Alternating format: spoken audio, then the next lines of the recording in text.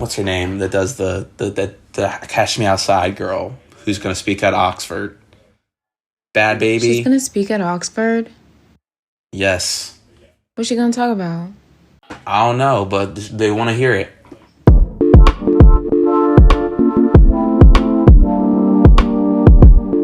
Welcome to Fade to Black, a film podcast by OMG Studios Philly. Be sure to check out new episodes Monday and Friday through the month of February. Today we're talking about Spike Lee's 2000 film Bamboozled, a story about a TV writer so fed up with his studio that he intentionally writes a racist show to get fired. It goes a little something like this. The Huxtables, Cosby, a genius, revolutionary, but we can't go down that road again. The network does not want to see Negroes on television unless they are buffoons. I have a contract. The only way I get out of that is if I get fired, and that is what I intend to do. Man Tan, the new millennium minstrel show. Welcome. Hi. Hello. Hey, kids. Hey. Welcome to the Fade to Black podcast. I'm your host, David Dunnington. If you've seen me out here growing out my undercut, no, you didn't. I got my co-host here, Suni B. Rose, founder of OMG Studios Philly. Suni, how are you feeling? I'm doing pretty good. You know, I just landed in Maryland and I'm here with a dog. And so I'm enjoying the company of a dog. It's a good time. All right. So today we got a special guest. We got filmmaker, artist, auteur, Xenia Matthews. Xenia, how are you doing? I'm good. Thank you guys for having me. I'm so excited. Talk a little about yourself. And don't be humble, please. My name is Xenia. I'm from Florida, living in Philly. I am a filmmaker. I am a visual artist. I wrapped up my festival run this year for a few things I'm beginning to understand, which was my thesis film at the school that David and I both went to, UArts. Recently, while that was all going on, I was also making this film, Eureka, which just premiered at Black Star Film Festival in Philadelphia. And we are currently organizing our festival strategy. But right now it's going to be in Memphis in sort of mid to late October. Yeah, we're looking for other festivals to go to. Currently digging into my pockets right now, those festival fees. Can you talk about Eureka, the film, a little bit? Yeah, so Eureka is sort of like this glamorous, grotesque sci-fi film about this historical figure. Her name is Eureka, and she lived in metropolitan France circa 1820s. Or no, not 1820s, 1790s. But there was this book written about her in the 1820s. It sort of sparked this whole sort of fashion fad mania. So there was this cultural movement that was sparked from this book that was written after she died, and they dressed up as her. They wrote other books and plays and poems about her. They sold merchandise of her. My film explores what her journey would be like if she were brought back to life, and you sort of see her move from this space of purgatory and death and darkness into a space of life. And when I was thinking up this story, I was trying to figure out if someone were to facilitate this rebirth, who would it be? And that's where these two sister scientists come in, these two Black women who do simultaneous work of this scientific process that has to be done in order to bring her back to life, in this process of love and care and doing that work to bring her back into the world of the living. Currently, it's not streaming yet, but I believe at the beginning of 2023 it will be streaming on Xfinity's platform. And like I said in the beginning, we're going to have probably a lot of festival screenings. So We're looking at places all around the country and even some international places. So if there's like a film festival near you, even a lot of film festivals have like virtual platforms now because of the pandemic. If it's coming to a place near you, I would definitely check it out at a festival. Editor's note, by the time you're hearing this recording, Xenia's film has been accepted and premiered at the Sundance Film Festival. So, yeah. You want to talk about the movie that we all saw? Yes. Okay. So I tell people, I mean, depending on who I talk to, I tell a lot of people about this movie because it's so wild. And I feel like depending on who you are, you should really see it. Bamboozled, directed by Spike Lee. I believe it was released in 2001. 2001. Yeah. So right, like very soon after Malcolm X. And it's very, very, very different. In this movie, this sort of TV exec, his name is Pierre Delacroix, or that's how he wants to be identified. His name is Pierre Delacroix. He has been going through the bureaucracy, the rigmarole of the TV world, trying to get his stuff on television. He cannot, for the life of him, like get anything that he wrote or produced to be on TV, and it's frustrating to him. So he has a talk with his white boss, who's played by Michael Rappaport. That's how you pronounce it, right? I don't know who you're talking about. It's fine. Yeah. And like, think his character is like every white person who has ever said, I'm blacker than you because they like fried chicken or like grew up hood adjacent. Those type of people. He's like every one of those people just crushed up into a fine powder and then molded into a human being. He's trying to get his boss to put something that he wrote on TV, and He's trying to get fired. He's trying to get fired, right? Because he wants to work for a different network, right? Mm-hmm. Yeah. He's trying to get fired because these people, like, they don't value his ideas. They don't value, like...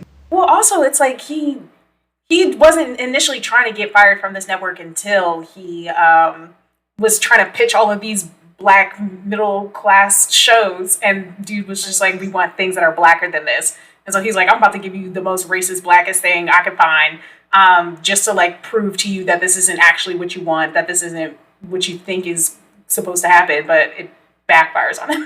Like, I think he's hoping to get fired in spite, but not necessarily just because he wants to change networks. But yeah, it all backfires. He starts like, first he like resents it, then he starts like obsessing with it. Show that he makes, and I guess we didn't describe the show. The show is a minstrel show with blackface and just the most racist shit you could ever see. Like they did extra work to be real racist.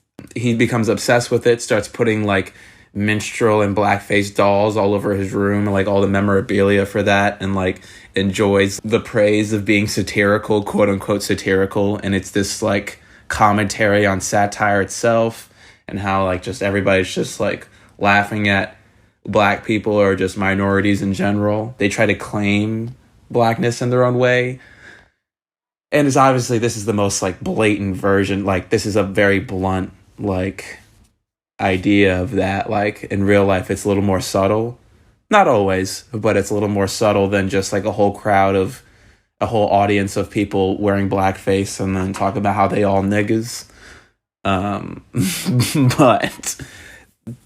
But that's essentially what the world does sometimes online, especially.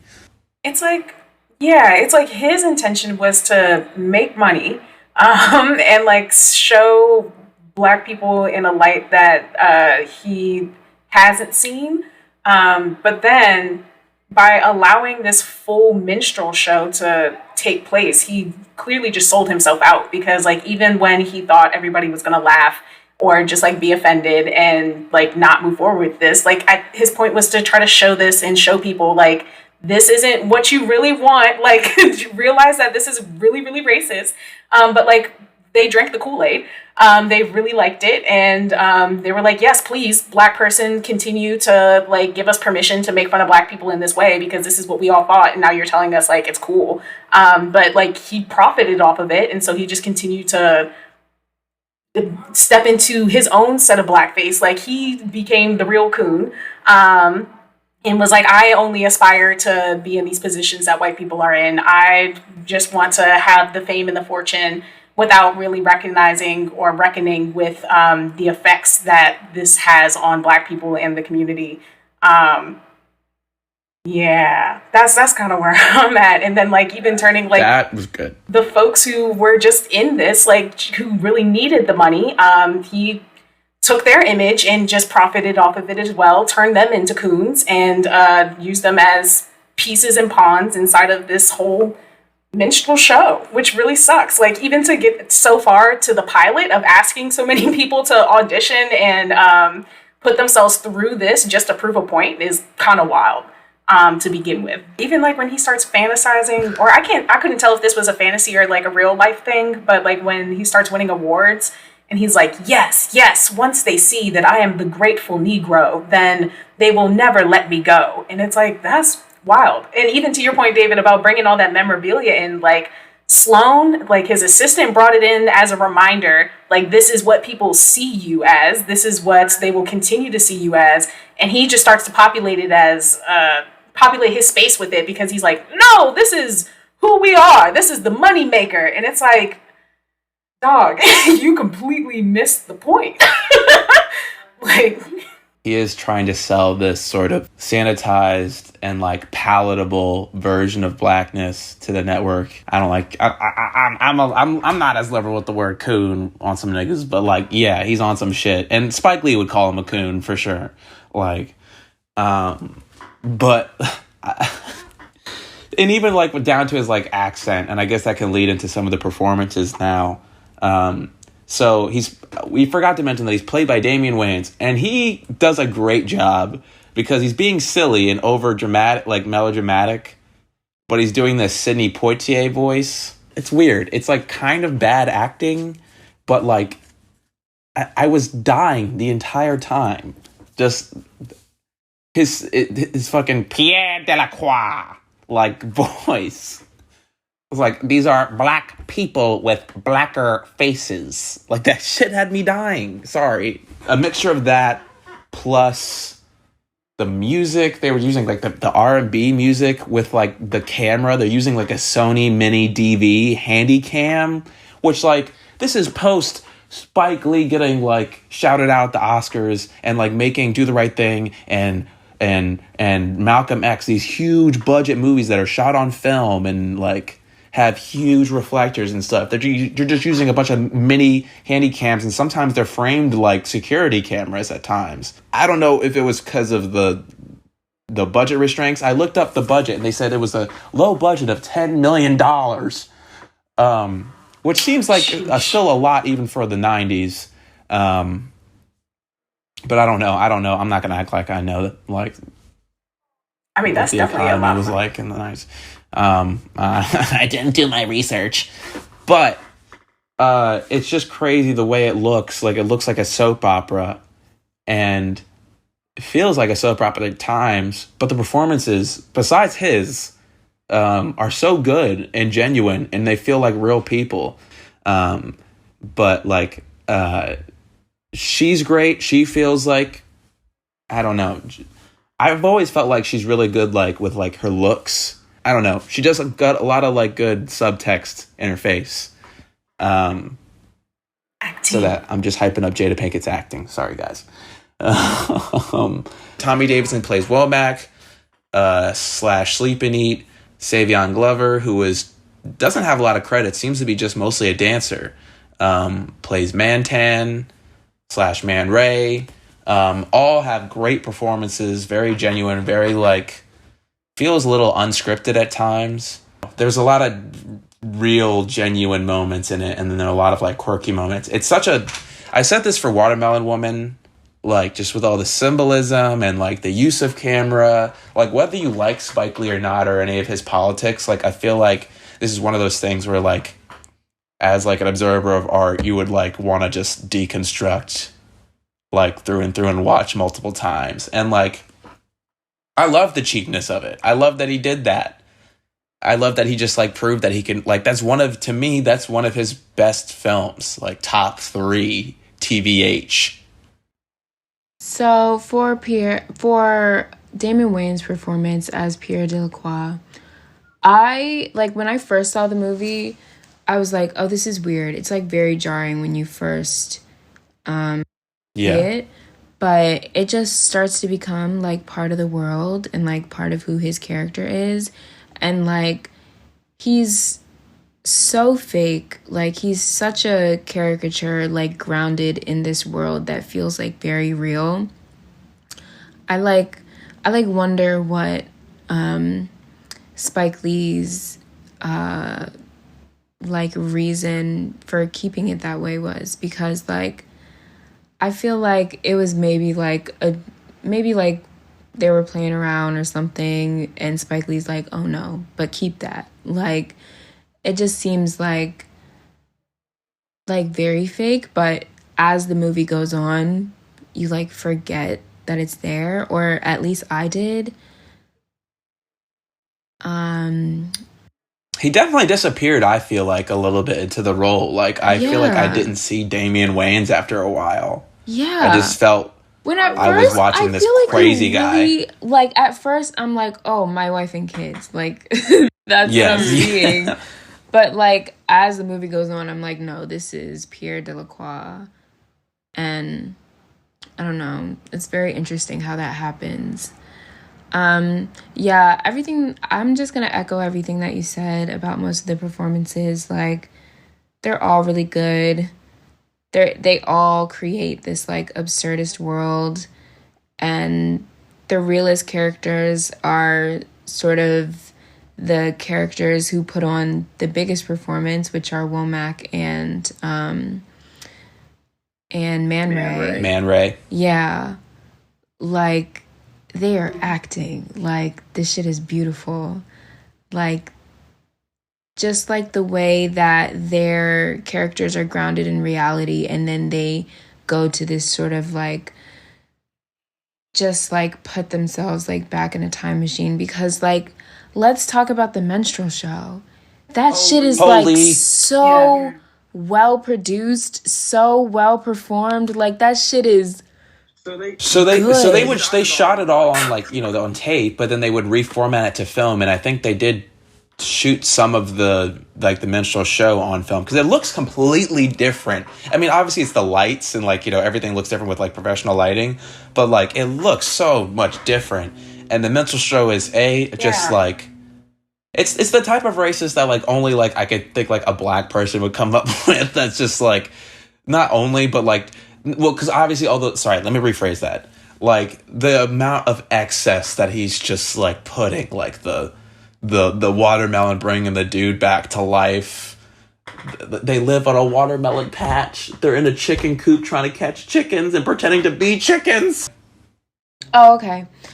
When I see the minstrel show, I'm like, technically, like, this shit is beautiful. Like, like the No. Okay. Literally, no, you're right. I hear you. Because, like, technically, like, on a technical camera, like, production level. Like, I'm looking at the art, I'm looking at the set, I'm looking at, like, okay, when we talk about the performances, like, first of all, Savion Glover, Man Ray's dancing is impeccable. Like, it's such a beautiful thing to look at, but it's also, like, coated in all of this, like, coated as in if you were to, like, pour honey on something. Literally tap dancing for them. Yeah. But it's just, like, coated in all this, like, racism. Like, you feel so much sadness, but also so much, just, like, joy, like, seeing, like, this man is so talented and all the other performers. And who introduces the show at the beginning? Oh, I forget his name, but he's, like, this funny, like, old man that, like, is just, like, going off the cuff and definitely was just like saying things like that was not scripted when they in the audition. There's no way that was. I feel like he was just talking. Like, is this some like dudes you find? I don't think a lot of it was. Yeah, it felt very unscripted a lot of the time. Yeah, especially very early on, like to the point about the cameras. I think like they shot it on this handheld because it's supposed to look like it's more of a documentary. So when we get to the minstrel show, then you're actually seeing it as the show that they're trying to perform. And also like to the point of watching them get into blackface is because like that's part of a mime's work, a clown's work, is for the audience to separate the person from the caricature, to see them actually like step into this. And now we're stepping into the full thing to show like, this is the piece of satire that we're talking about. Like the whole film in itself is like showing you the Black people who have to put themselves in these positions just to get white people's attention, just to get seen. But they are still talented. And like, that's even calling back to the OG blackface. Like, sure, white people saw Black people performing and thought that they didn't want to put them on their stage. They didn't want to bring them into spaces. So they put on the blackface themselves and try to be Black. But then Black people started to break into the business themselves, but they still had to be in blackface because people don't recognize them as whole humans. So in order for them to even be seen as a Black person, they have to be seen as the Black caricatures first. And so I think that's like part of that whole ritual of stepping into it and stepping into that world, because it's like, no, you have to fully see it as they would see it. To understand how fucked up it is, how racist it is. Yeah, and that's what the thing I was trying to like connect all together, because I'm just like, the fact that they really did ham it up. Yes, it had to be a Black person who wrote it, because any white people who did this in this time, it'd be tragic. And Pierre says that in his writer's room too, where he's like, I was hoping Black people would be here to write this, so all of you are going to pitch your ideas and we don't care. Because even to what they said in the writer's room, they're like, what we really know about Black people is what we've seen on TV.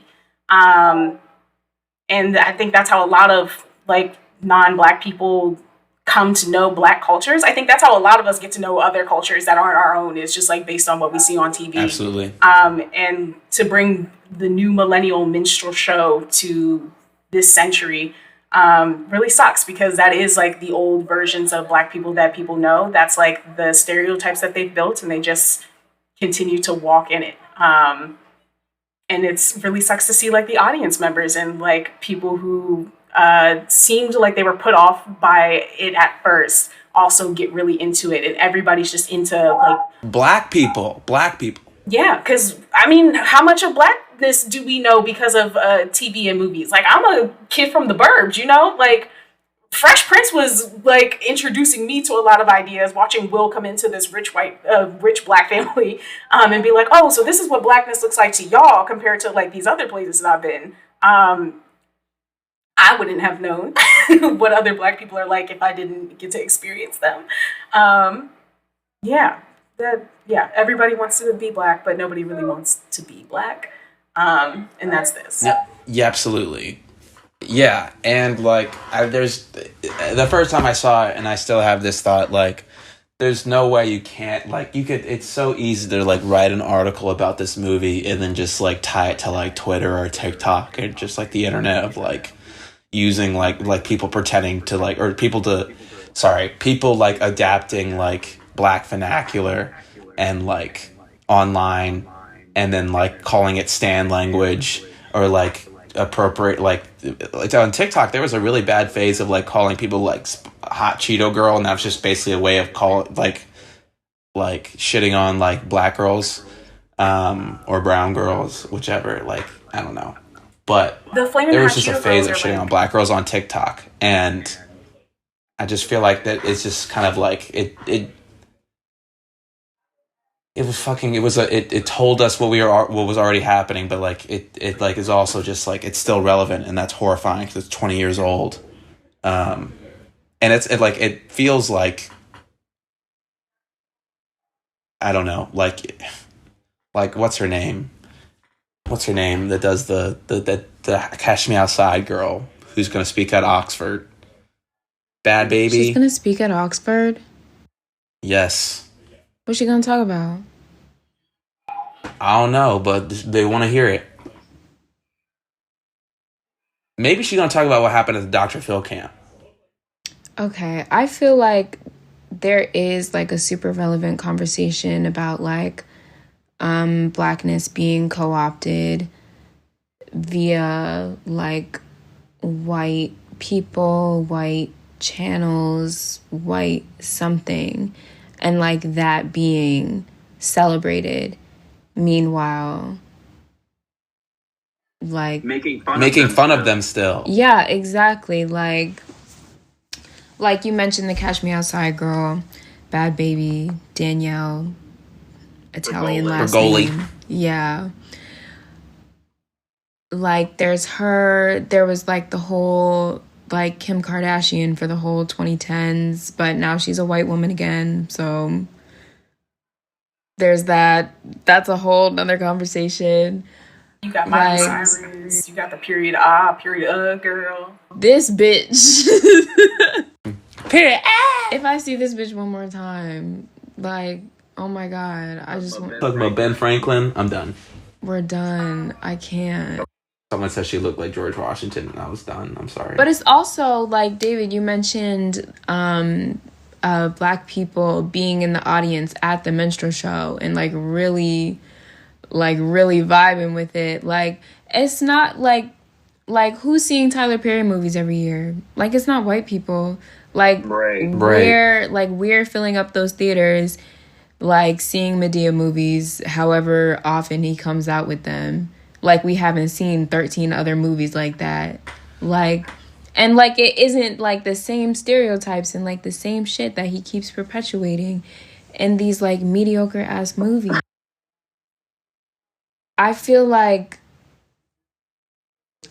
in a world where racism isn't so institutionalized or built into the fabric of this country, maybe it would be okay to like sit there and laugh at ourselves and laugh at our tendencies.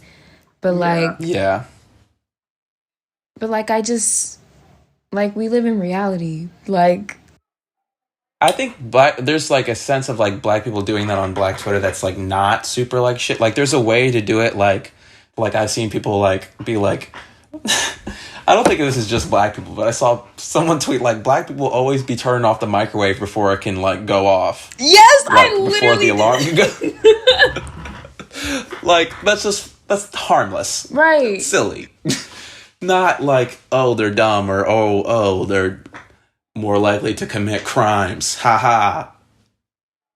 And I think that's like, I feel like something that's not brought up. One thing. I feel like not something that's like just a quick other reference to something not black or about film, but it's about how comedy affects people.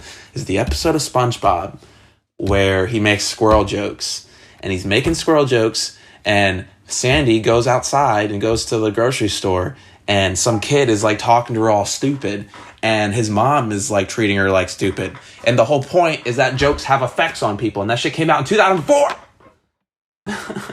Anyway, sorry. I was just gonna say, I think like to Tyler Perry's thing, like he says that he's making things for black people.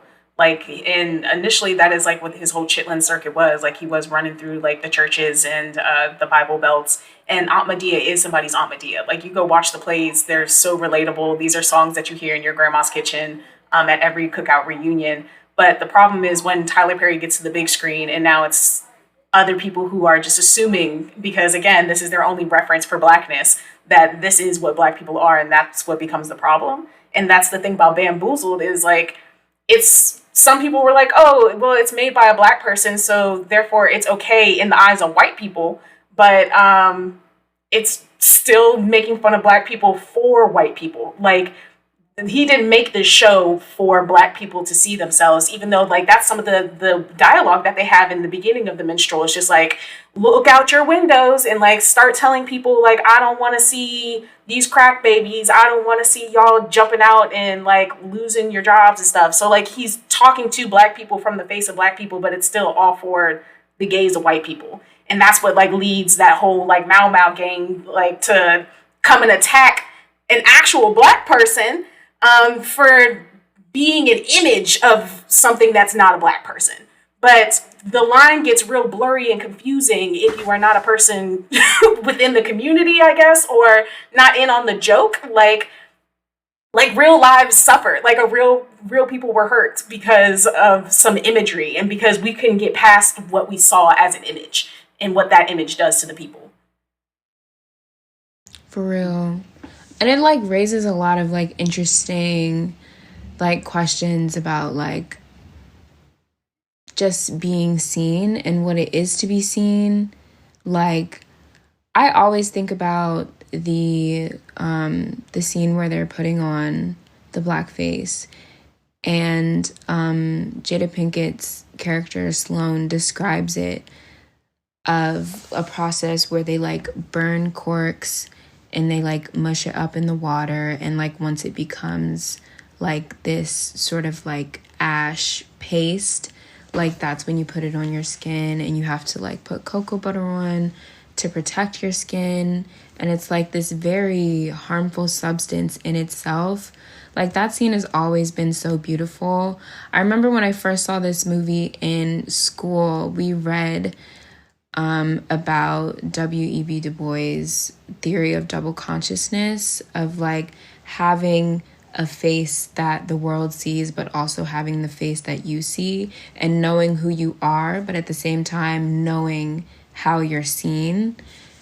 And I don't know, I feel like this film just articulates so much about that phenomena just so beautifully and so artfully.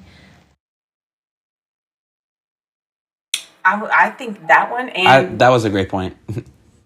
yes, that and France Fanon, Black Skin, White Mask. Because when we were talking about Pierre, I'm like, that's what I was thinking of the whole time, is like the black man's aspiration is to become a white man, to step into the white man's face in space. And that's exactly what his character was trying to do. And something about like the closer that you get to whiteness, it still doesn't make you white. Like white people don't even get to be fully white all of the time, because it is just a weird mythical assimilation bubble. Like it is a privilege and an air that people wish that they had to feel invincible, but like none of it's real. Right. Like we are all still just a bunch of homies from different ethnic groups, different countries, and are trying to survive. And it really sucks that like the way that you are seen is the barrier from what allows you to be a person, what grants you sentientness, consciousness, acceptance in the world. And I think that's what the white mask is, and the black mask is like, oh, a character, like something to poke fun at. Everybody who thinks they're a nigger is like, oh yeah, I'm lazy, I sleep and eat, I am a man with a tan.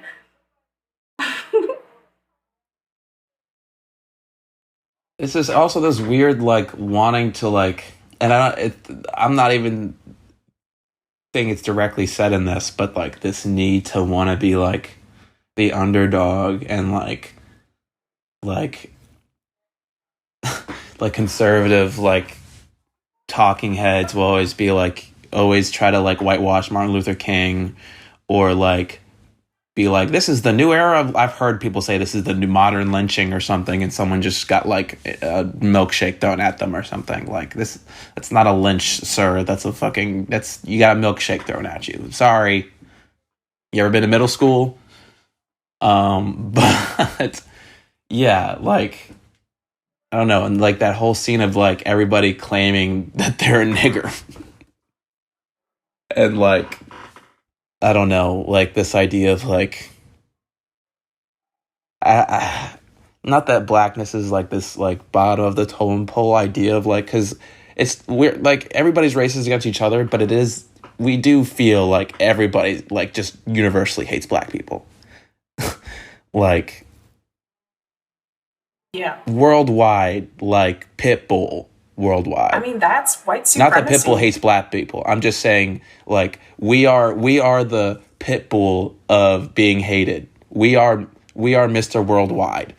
Yeah, I mean that is exactly the tools of white supremacy. Like, they invented blackness as an opposition to whiteness, and therefore, like, also told other people, like, if y'all aren't us, then you're essentially black. And so I think that's like where other countries or like groups of people get all their anti-blackness from, because it's like, well, I don't want to be seen as black people, you know? Like, I don't want to be seen as the antithesis to white supremacy. Right. And it's like blackness itself, like, yes, like we have like more pigmentation in our skin, but blackness itself, like, is like a legal construct. Like, they created it to enslave, to help capitalism get a foothold in this country, to build this country up, and to like instate like a legal framework for owning other people. And to make it culturally okay and acceptable to own other people, even though like their literal Bible says not to. No, I'm pretty sure the Bible says like that shit's cool. You could. It's just that slavery was different. You're right. Like, slavery was more like indentured servitude in a lot of places. Like, it's like, I've captured you and now you must serve me for X amount of time, but your kids are free. You still get to like leave. A slave must serve their master. I do remember that quote. A certain point. So it's, chattel slavery is the thing that white Americans brought, not even Americans, the white Europeans who came and invaded and enslaved, invented. They turned people into not people, where people used to still treat you as a human being. It's like, you still owe me work, but no, that's American slavery.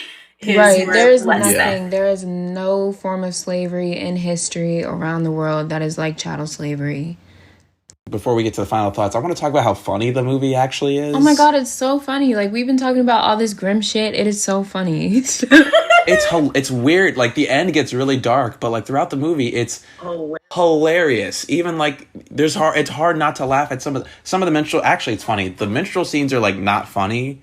Like, there's parts that are maybe that you might laugh uncomfortably, but they're smart. But, like, they're smart. Like, you might laugh at like the absurdity of like, damn, he really said that. Like what? But like, I don't know, or just like, I just want to quote some lines real quick by Pierre. I said, of course, these are black actors with blacker faces. That's a fun quote. What else? Get out. Feed the idiot box. Stuff like that. Me and my friend would always go, get out. Get the fuck out.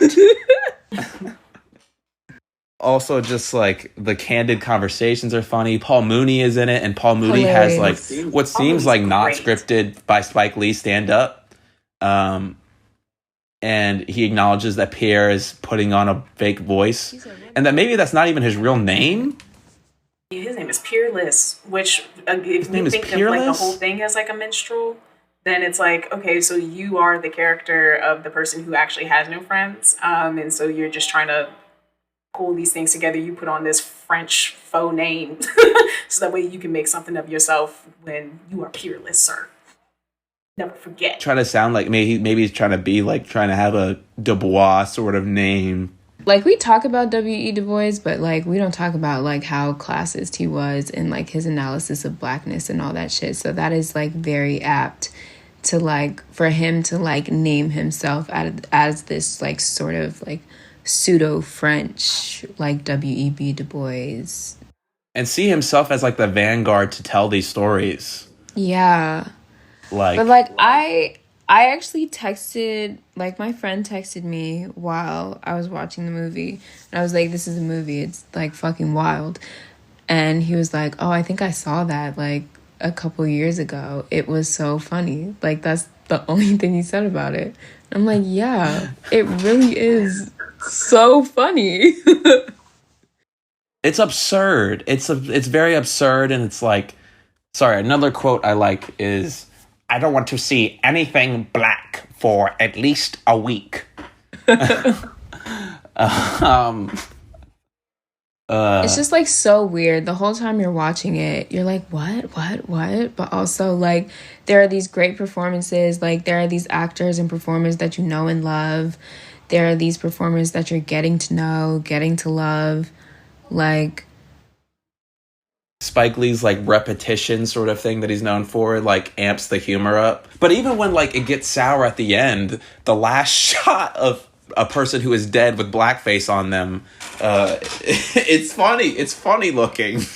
no, the whole way through it is simultaneously very funny and simultaneously very sad and very dark and very absurd, like all at the same time. I the think whole way through there's something Jordan Peele's done that too with like Get Out and stuff, where like you're kind of laughing and like kind of scared at the same time, and it's like there's this weird like kind of laughing through the pain, but also just like laughing just to get out of something.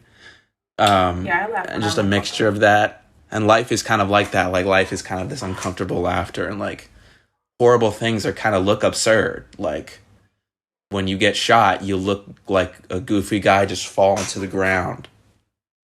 And they might replay that multiple times, and you don't notice that until the second time you see it. Mm-hmm.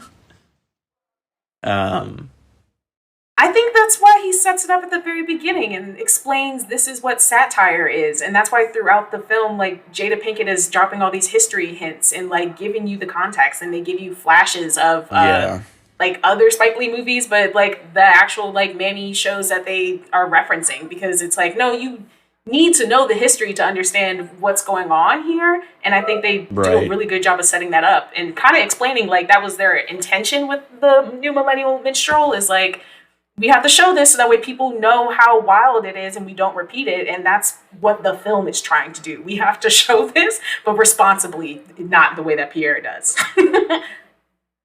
Yeah, and I do remember, like, in high school, we had a brief segment where he showed us racist cartoons just to be like, this is what... Because he was just being open about, like, movies, and he was trying to be, like...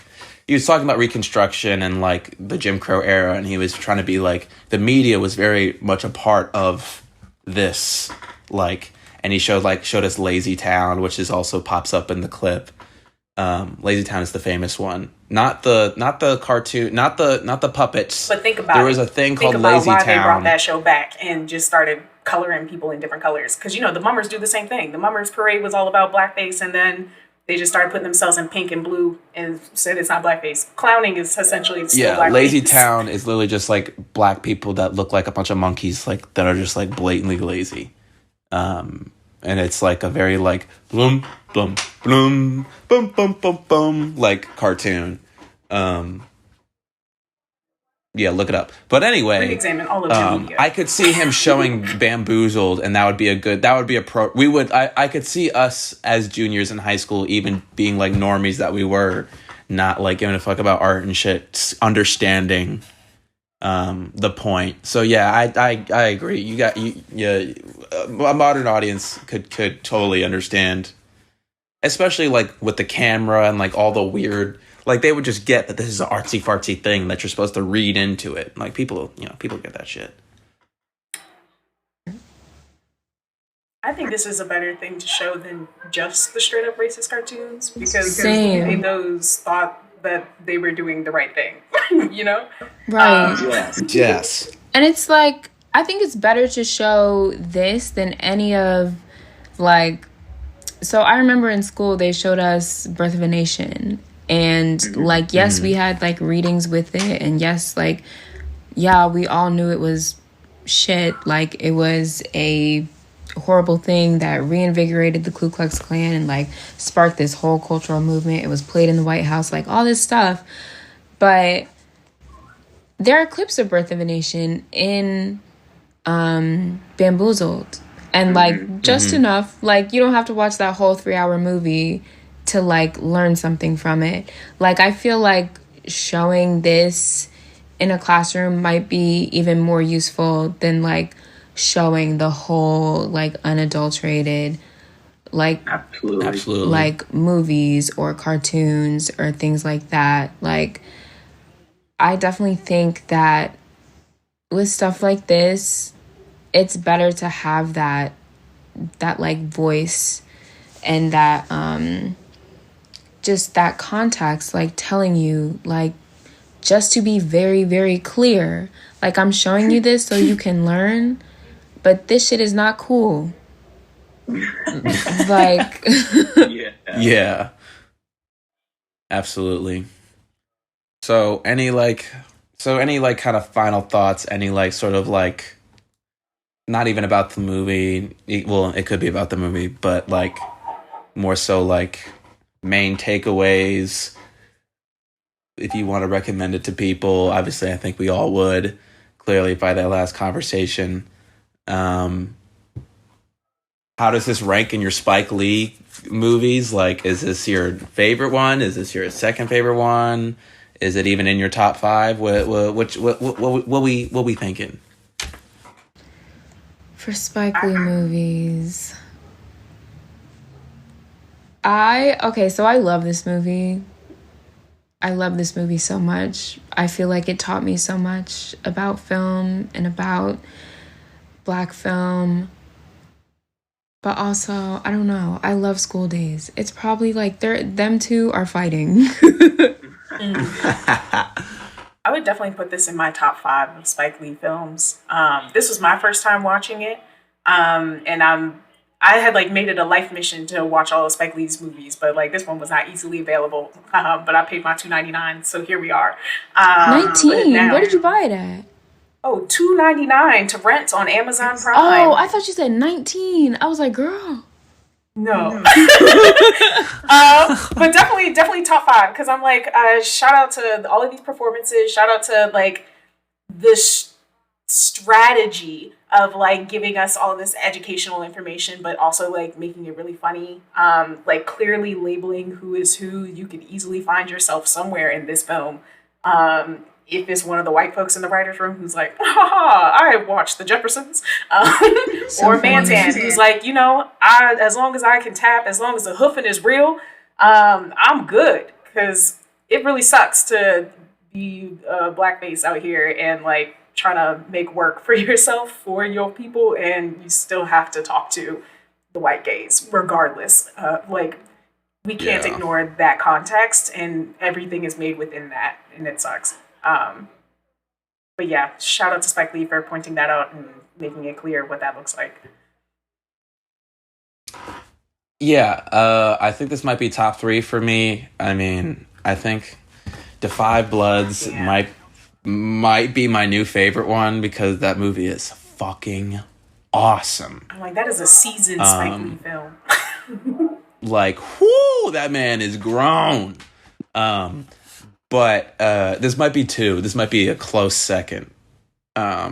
Just because, like I said, like it's just going for it in all directions. It's not apologetic at all. It's what you want art to be. Like, truthfully, like you want it to be honest and brutal, and like you go through all the things. You go through like sadness and humor and fear. Like, I'm scared at some parts. You're uncomfortable, you're ashamed, you're mad at you're with Pierre, and then you're mad at him, and you just like, and you're like, feel sorry for Jada for like having to deal with his bullshit after she's been fucking carrying him this whole time. Like, he would not have his career without her. So I don't know. I'd say it's a fucking masterpiece. Sorry, I'm gonna say that it's a masterpiece. I'll call it that. I'm not afraid to call it that. I'm not that I'm super qualified to call things masterpieces, but it is one. Shout out Spike Lee. So yeah, that's where we're at with this. Highly recommend Bamboozled. I will also mention it was very hard to find for a long time, like until the last 2 years. And there's not a lot written about that, I don't think, about how it was like very, like you could not find it anywhere until Criterion picked it up. And I just find it interesting that like it seemed like it was blackballed, probably, that film. But like you could have like 30 Rock and like Sarah Silverman show do like ironic blackface on TV, and it's fine. Yeah, it's like, this is blackface for a point. This is blackface to show you like what blackface actually is, and y'all just doing blackface to do some jokes to make fun of black people. And so like that's acceptable, but not showing you for real what you doing. And you can claim to have a point, but like our point is like too aggressive.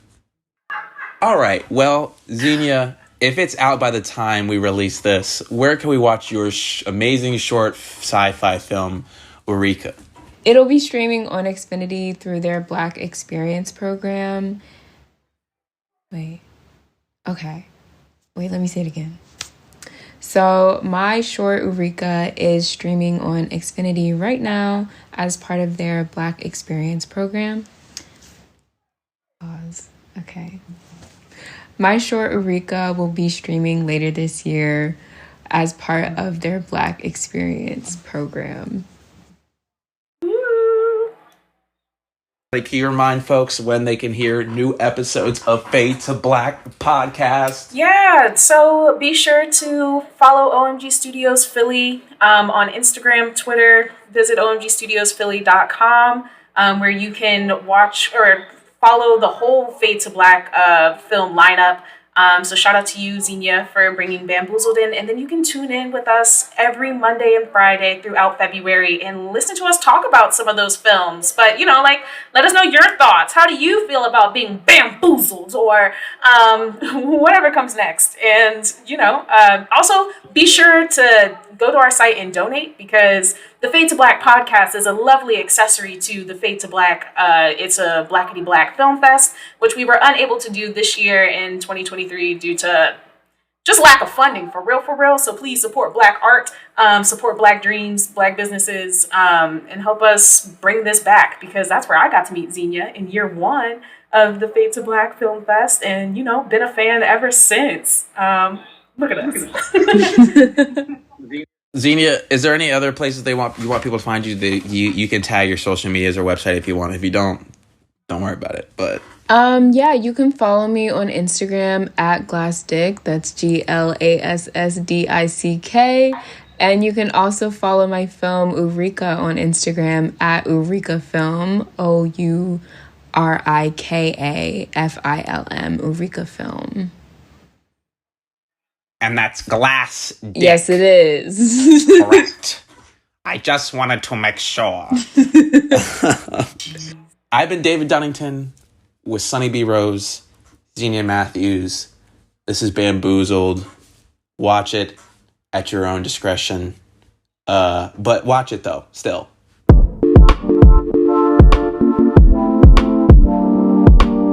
Thanks again for listening to Fade to Black. You can find more content by OMG Studios Philly at their website, omgstudiosphilly.com, and on their Instagram at OMG Studios Philly. If you want more episodes past the month of February, let us know. We might do something about it. I don't know. I kind of want to do it. You think so? I really want you to say yes. Please. Okay, bye.